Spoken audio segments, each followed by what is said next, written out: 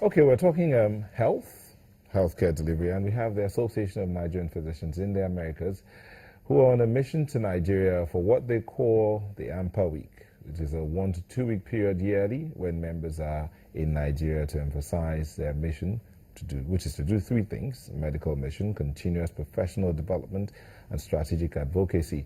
The association was incorporated in 1995 for educational, scientific, charitable, and social purposes as a tax-exempt non-profit organization under Section 501c sub 3 of the Internal Revenue Code that's in the Americas. The ANPA represents the professional, political, and social interest of 4,000 plus physicians, dentists, and allied health professionals of Nigerian birth, ethnicity, or empathy in the US, Canada, and the Caribbean. All that's plenty grammar. But anyway, they are in the studio to tell us about what they're doing to help change the health care delivery system and how much of impact they can make, even though they are based in the Americas, here in Nigeria. So in the studio we have Dr. Nkim Chukwumerije, who is the ANPA president. Thank you for joining us. Thank you very much. Dr. Barbara Onya, chair-elect, ANPA Houston chapter. Thank you for coming. Thank you for having us. And Dr. Abraham Oshibowale, chair, ANPA Advocacy Committee. Thank you for coming. Thank you for having us. Is there a medical lawyer here as well? Thank you for coming.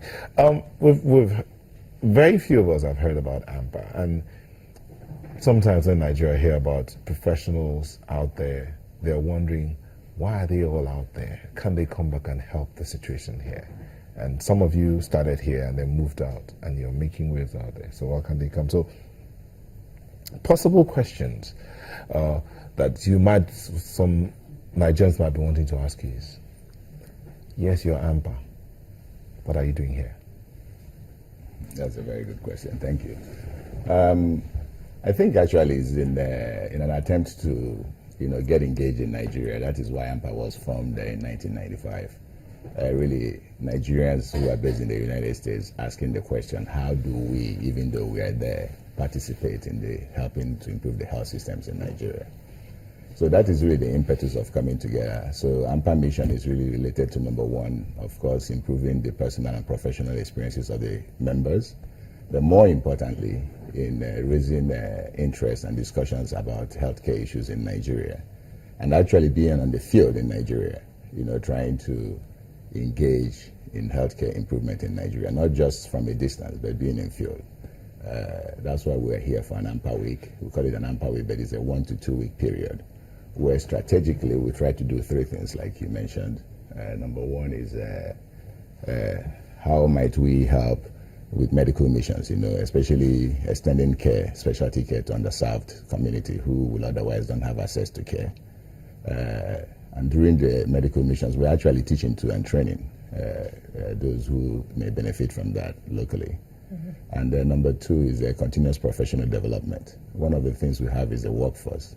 So how do you impart knowledge in that manner? So ANPA is now accredited to be a CPD provider in Nigeria by the MDCN. Number three is strategic advocacy. How to be a what provider? CPD, continuous professional development, is a requirement that by the Nigerian Medical and Dental Council that physicians who practice must have at least 20 units of continuous professional development units to demonstrate that they are continuing to improve and learn new technologies going forward.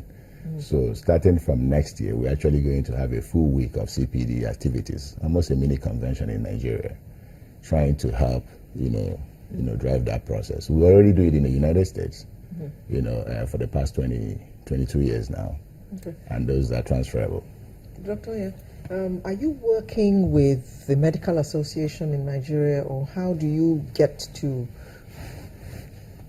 let the medical field in Nigeria know exactly what you're about? Actually, to buttress his point earlier about our purpose, our vision is a healthier Nigeria and a healthier world.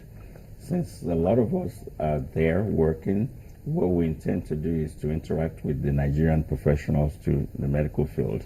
So we have a good relationship with the Nigerian Medical Association, and on this visit we actually visited with the president of NMA, and we have things that we want to work together. Okay, coincidentally, the Minister of Health yesterday was talking about a situation where diaspora doctors, Nigerians, will work for a month here and be regarded as being on leave for 11 months. Something like that, something to that effect. But he intends to take us to a place where we can have the experience of you guys on a permanent basis, so that the healthcare in Nigeria will certainly become much better, and medical tourism will be reduced to the barest minimum. And he means that. He does mean that. He mentioned that in his meeting with us. Oh, and you've I'm had sure- meetings with him already? Oh, we did meet with him. Okay, Dr. Ian, tell us about the meeting and what conclusions did you all arrive at? So I think we believe our meeting with the minister was very successful in the sense that he was very receptive. I think we've reached a point in time where they're excited about our efforts here. The things that we talked about, in addition to the 11.1, was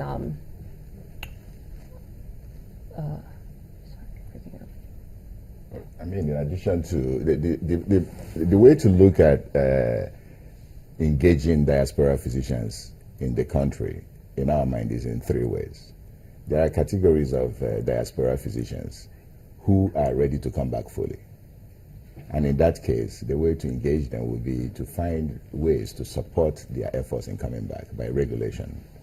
You know, for example, decreasing tariffs, right, for medical equipment, making sure that loans, low interest loans are available to help that industry grow, etc. The other way physicians are physicians that are not necessarily fully ready to come back, but they want to come on occasion and go back. That's how we had that conversation with the Minister of Health, and we are fully in support of that. You know, so they spend a month here, you know, delivering care in areas that may be of need, and then they spend 11 months over there. But hopefully by coming 11.1, eventually it will become 210, and hopefully they will get interest to come back. It will become 12.0. Hey, Dr. Shimali, I know that right now there's some diaspora doctors who come in for specific surgeries and interventions and stuff like that. They fly in, do what they have to do, and go out again. Right. It's that a special arrangement with ANPA or what? Some of it is personal. Some of the specialists come here by arrangement with some specialist hospitals, teaching hospitals, and they come here to, you know, use their skills that are probably not available here. And also while doing that, they train some of the doctors who are also specialists but don't have the tools. Some of them actually bring their own tools, like the minimally invasive surgery that some of them come to perform, laparoscopic surgery that some of them come to perform. So some of it is strictly based on individual basis, but some of them have been sponsored by ANPA too. Okay. Dr. Onya, were you part of the mission to Jos? I understand you were in Jos. Correct. Tell us your experience when you were there. My experience in Jos was very humbling. We met with Dr. Chris, who is one of the co-founders of the Faith Alive Clinic there. We participated in teaching some of their residents there, taking care of their patients. We had another physician that was with us, Dr. Cliff Eke, who helped with some of the surgeries. So it was pretty well-rounded, and Is this something that you think should be done not just once in a year? Yes. I mean, can we have more of that? Absolutely. You know, it came up in one of our meetings too that we had with a group of young Nigerians who are in an international body called JCI, Junior Chamber International. Because we met their worldwide president in Washington, D.C. when I went for a meeting there. And they actually want us to do like a long-term kind of project where we would do continuous missions, not just once in a year, but on a long-term basis. And I'll let Kim talk to that. Right. So basically, ANPA missions are two types. One is ANPA sponsored mission and ANPA certified missions. We're on mission all the time, really. I mean, there's a mission group in Abia State right now doing something different than what we did in Jos. But those are ANPA certified missions. So all through the year, there are ANPA members engaging in missions across the country. So the ANPA sponsored missions are the ones we do maybe once or twice a year, but ANPA certified missions are going on by members all throughout the year.